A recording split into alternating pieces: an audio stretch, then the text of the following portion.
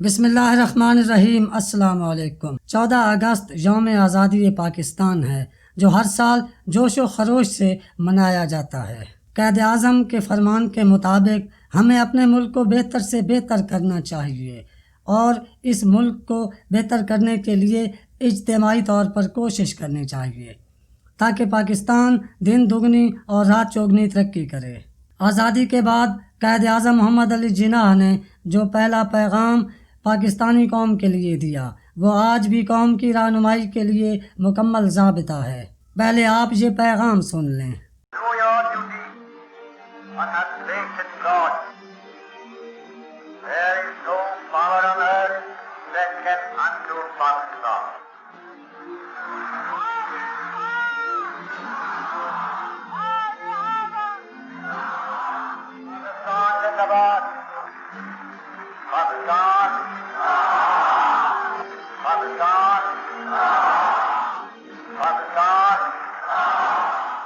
اس دن کے لیے کئی شعراء نے کلام لکھے اور کئی گلوکاروں نے اپنی آواز کا جادو جگایا۔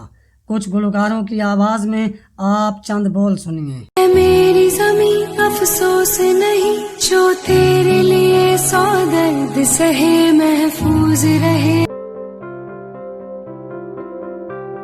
اے قائد اعظم تیرا احسان ہے، تیرا احسان ہے۔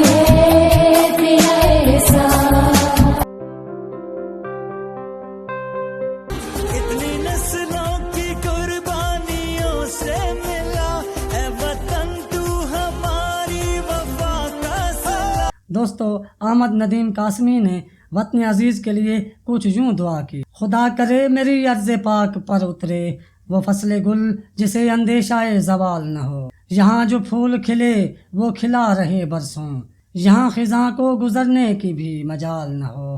یہاں جو سبزہ اگے وہ ہمیشہ سبز رہے اور ایسا سبز کہ جس کی کوئی مثال نہ ہو۔ ہر ایک خود ہو تہذیب و فن کا اوج کمال، کوئی ملول نہ ہو کوئی خستہ حال نہ ہو۔ خدا کرے میرے ایک بھی ہم وطن کے لیے حیات جرم نہ ہو، زندگی وبال نہ ہو۔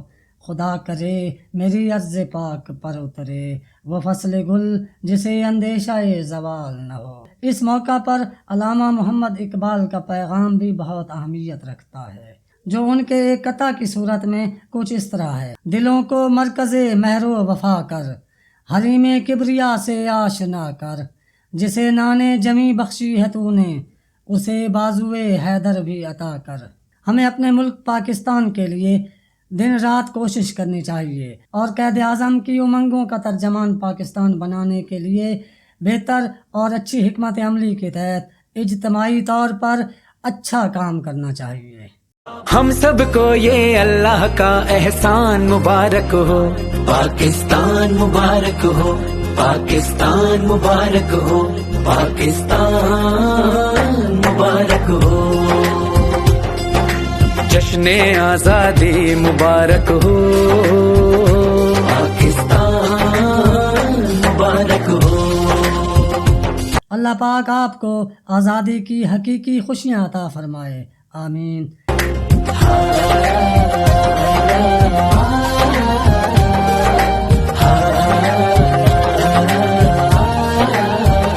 کھیت کھلیان نغمے سنائے، اس کے دہقان سونا اگائے۔